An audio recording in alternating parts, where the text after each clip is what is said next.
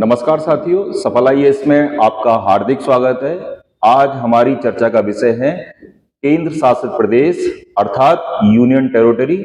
इनको आज हम समझने का प्रयास करते हैं कि किस प्रकार से केंद्र शासित प्रदेश होते हैं या राज्यों से केंद्र शासित प्रदेश किस प्रकार से क्या होते हैं, भिन्न होते हैं, किस प्रकार की शासन व्यवस्था केंद्र शासित प्रदेशों में होती है और केंद्र किस प्रकार से वहां पर अपना प्रभुत्व या अपनी शासन की बागडोर को संचालित करवाता है। तो साथियों, केंद्र शासित प्रदेश अगर हम इसका अर्थ देखें तो केंद्र सरकार सीधे इसको क्या करती है, नियंत्रित करती है, इसलिए हम इसको केंद्र शासित प्रदेश कहते हैं। ठीक है, पुराना इतिहास देखते हैं तो 1874 में कुछ अनुसूचित क्षेत्र बनाए गए और 1874 का जो समय रहा होगा वो अंग्रेजों का समय था, तब इन्हें आयुक्तीय क्षेत्र कहा गया। स्वतंत्रता के बाद इनको भाग गा और घा राज्यों की श्रेणी में साथी उनको रखा गया। उसके बाद 1956 में 7वें संविधान संशोधन के तहत इनको केंद्र शासित राज्य का दर्जा दिया गया। अगर हम संख्या की बात करें कि वर्तमान में कितने केंद्र शासित प्रदेश हैं, तो आपको पता होगा कि अभी हाल ही में 2 नए केंद्र शासित प्रदेश बने हैं, इसलिए संख्याओं में परिवर्तन हुआ है। तो हम देख लेते हैं कितने हैं। अंडमान निकोबार है, दिल्ली, चंडीगढ़, जम्मू एंड कश्मीर, लद्दाख, लक्षद्वीप, पौंडीचेरी, दादर नागर हवेली व दमनदीप। अब ध्यान रखना, पहले ये दोनों अलग अलग केंद्र शासित प्रदेश थे। 2020 से दोनों को मर्ज किया गया और 26 जनवरी 2020 से इनको क्या कर दिया गया, प्रभावी रूप से लागू कर दिया। अब अगला कदम आता है कि इन केंद्र शासित प्रदेशों के अंदर राष्ट्रपति किस माध्यम से शासन की बागडोर संचालित कराते हैं। तो आप देखेंगे अंडमान एवं निकोबार में हमको उपराज्यपाल दिख रहे हैं, चंडीगढ़ में हमको प्रशासक दिख रहे हैं, दिल्ली में उपराज्यपाल, जम्मू एंड कश्मीर में उपराज्यपाल, लद्दाख में उपराज्यपाल, लक्षद्वीप में प्रशासक, पौंडीचेरी में उपराज्यपाल, दादर नागर हवेली दमनदीप में प्रशासक। अब हमारे मन में यह प्रश्न उठता है कि क्या ऐसी कंडीशन होती है कि किसी जगह पे हम उपराज्यपाल रख रहे हैं और किसी जगह पे प्रशासक रख रहे हैं। तो जैसी वहां की स्थिति है, जैसी वहां की परिस्थिति है, उसी के अनुसार राष्ट्रपति ये निर्धारित करते हैं कि वहां प्रशासक रहेगा या वहां पर उपराज्यपाल रहेगा। लेकिन साथियों ध्यान रखना, दिल्ली, जम्मू एंड कश्मीर, पौंडीचेरी ये राज्य हैं, लेकिन ध्यान रखना पूर्ण राज्य नहीं है। यहां केंद्र शासित राज्य का इनको दर्जा दिया गया है। केंद्र शासित राज्य के दर्जे के साथ साथ इनको विधानसभा भी यहां पर क्या है, मौजूद है।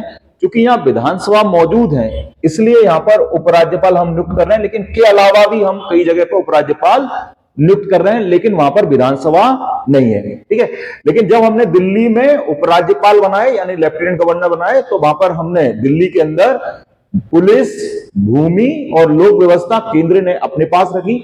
अगर हम जम्मू एंड कश्मीर की बात करते हैं तो 2 विषय, पुलिस और लोक व्यवस्था केंद्र ने अपने पास रखी। और जम्मू एंड कश्मीर और लद्दाख 31 अक्टूबर 2019 से पूर्ण रूप से आपको केंद्र शासित प्रदेश के रूप में दिखाई देंगे, यानी ये नियम वहां पर लागू हो गया। और आपको पहले पता था कि जम्मू एंड कश्मीर एक राज्य था और अब जम्मू एंड कश्मीर मांग कर रहा है कि आप हमको पूर्ण राज्य का दर्जा दे दें। ये अभी समझाने का प्रयास करता हूं कि पूर्ण राज्य के दर्जे में क्या अंतर होगा और केंद्र शासित प्रदेश के दर्जे में क्या अंतर है।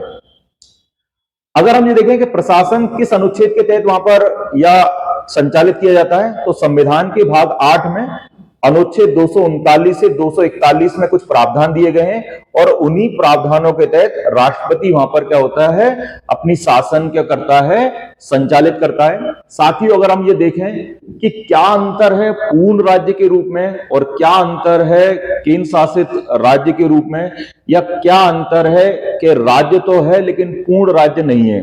तो चूंकि केंद्र शासित राज्य है तो पूरी बागडोर केंद्र के हाथ में है।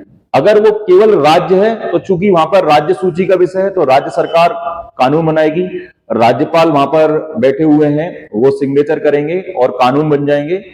अगर हम ऐसे राज्य देख रहे हैं जो केंद्र शासित प्रदेश भी हैं और उनको क्या है, उस केंद्र शासित प्रदेश के साथ राज्य का भी दर्जा है, तो ध्यान रखना वहां पर एक उपराज्यपाल तो है लेकिन शासन की बागडोर वहां पर कौन के पास है, राष्ट्रपति के पास है।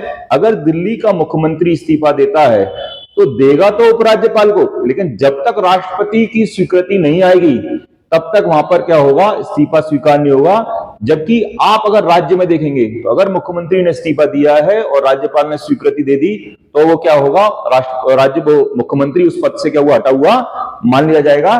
तो थोड़ा सा इसके अंदर क्या डिफरेंस है साथियों, ये डाटा था जो आपको हमने सरल भाषा में समझाने का प्रयास किया। साथियों, सफल आईएएस एक वर्षीय पाठ्यक्रम, एक वर्षीय बैच आपके लिए एमपीपीएससी प्री, मेंस और इंटरव्यू का लेके आया है। उसको इस प्रकार से डिजाइन किया गया है कि कोई छात्र अगर उसको अटेंड करता है तो उसका 1 साल के अंदर ही प्री, मेंस और इंटरव्यू की तैयारी हो जाए और वह बच्चा आगे आने वाला जो एग्जाम है उसको प्रभावी रूप से दे सके।